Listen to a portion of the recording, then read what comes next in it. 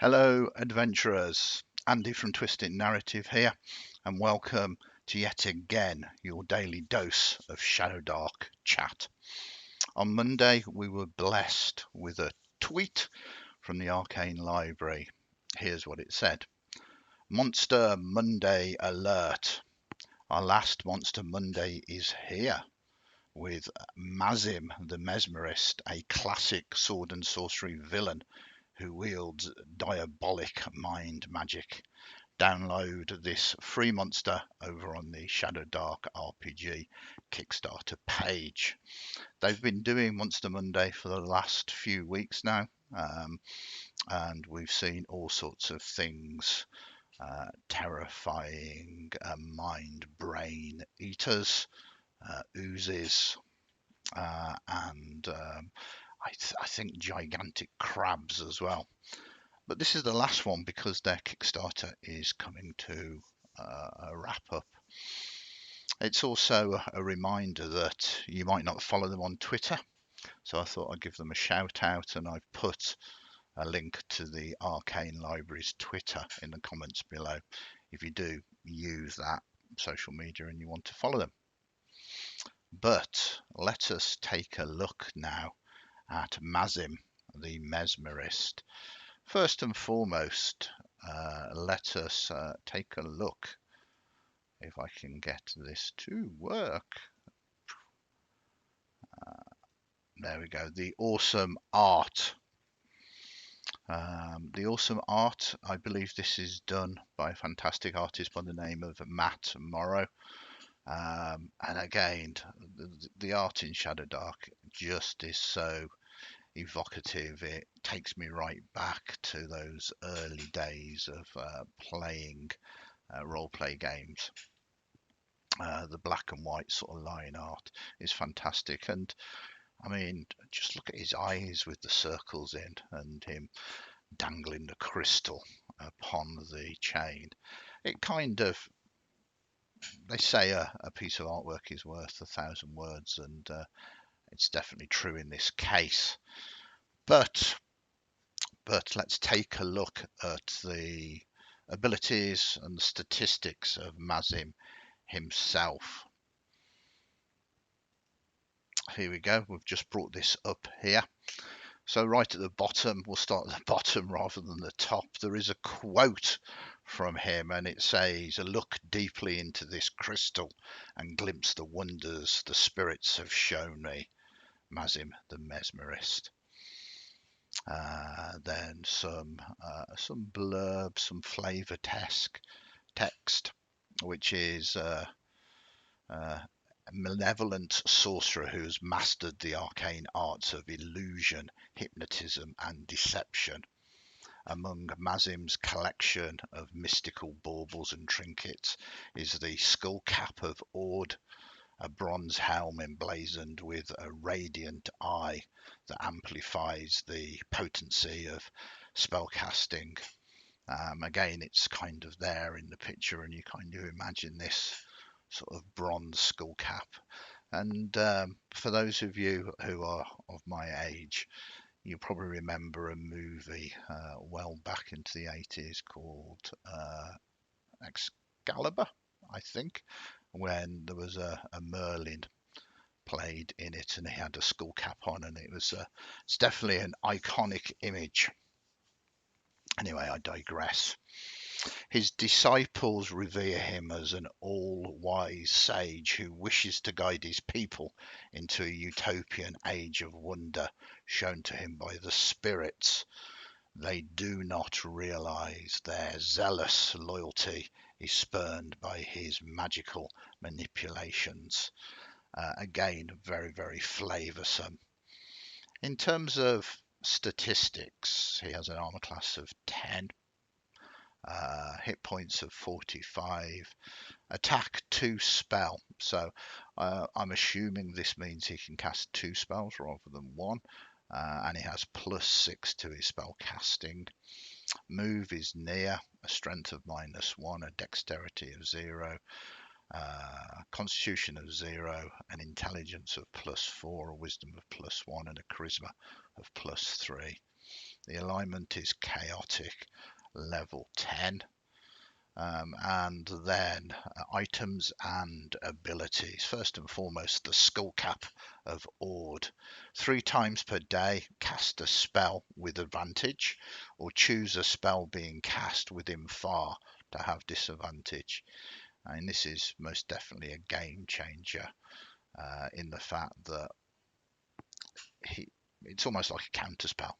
He can force an opposing spellcaster to have disadvantage, and we're all aware that if you get that critical fail on spellcasting, it can be disastrous, especially if you are a mage with the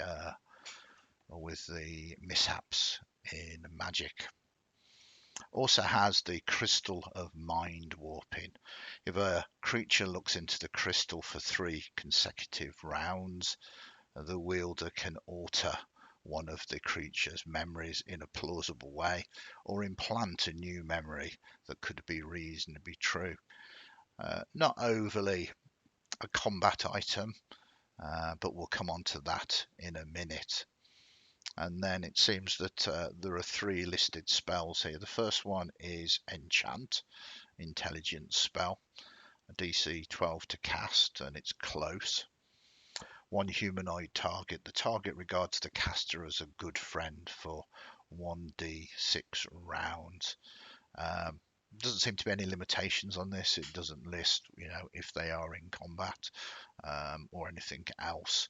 And again, I love this. It is your table, so you can do whatever you want. But this is very powerful in that limited form, in the fact that if he does have someone attacking him, assaulting him, he can, you are mistaken, my friend, there has been a problem. Put that doubt into them to stop the onslaught for a moment or two, giving him a chance to do other things. Then illusion, intelligence spell, DC 13, far. Conjure a convincing visible and audio illusion up to the size of a sailing ship within range. Touching the illusion or passing a DC 15 intelligence check reveals its force nature. It lasts 1d6 rounds. Again, this throws a huge amount of creativity into the dungeon masters or the game masters' hands here. And again, it can be used for storytelling purposes as well, which again I will come on to in a minute.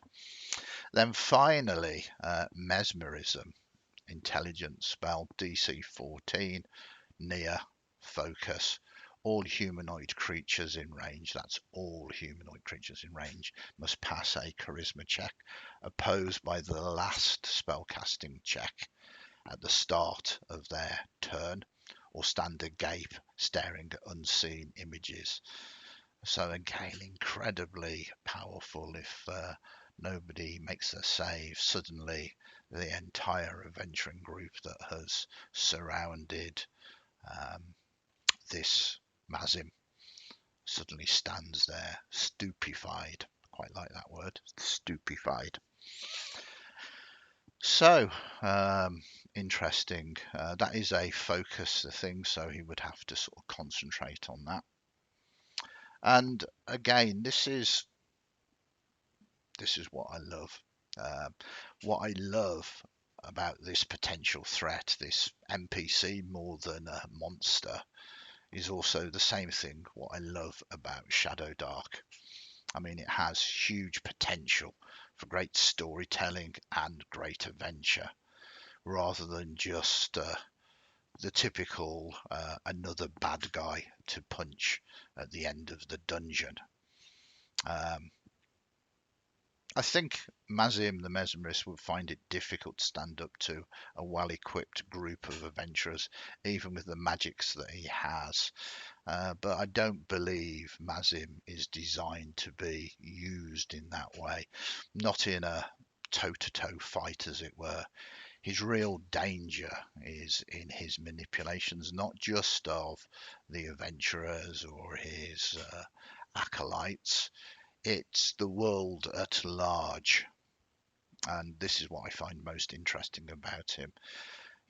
To be able to do that thing and convince the world that maybe the adventurers are actually the villains of the piece, stripping away all aid from them, turning entire towns, cities, even countries against them. He will sit back, enjoy watching them squirm under the ever increasing pressure. He is a genius, a mastermind, and will no doubt be one step ahead of the adventurers, slowly crushing their spirit, sending them into a spiraling path of paranoia. Will the adventurers recover from that? Will they find others that have been manipulated? And then when they do, how are they going to strike against him? What is real? What is an illusion? And of course, like most villains of Mazzim's mindset, he will have surrounded himself by deadly traps, tricks, illusions, deceptions, and bodyguards. In conclusion, an awesome addition to the Shadowdark world. I'm very much looking forward at some point to bring him into some of the games that I run. And there is a question out there: will his name be spoken in hushed tones like other evil mages of the multiverse, such as Thoth, Amon, and Saruman? Or will perhaps he will just cease to never be mentioned, stay in the shadows? Only time and you will decide that. If you are new to Shadowdark, it's still on Kickstarter. I would say probably less than 36 hours, coming into the final 24 hours now. It's done massively well. You can download the quick start rules from their Kickstarter page for free. Pop across there and go take a look for yourself. As usual, the links are in the comment section below. Don't forget to watch out for another daily Shadowdark chat tomorrow. And please give us a like and a subscribe if you don't want to miss out on any of our Shadowdark content. Until then, adventurers, keep those torches lit.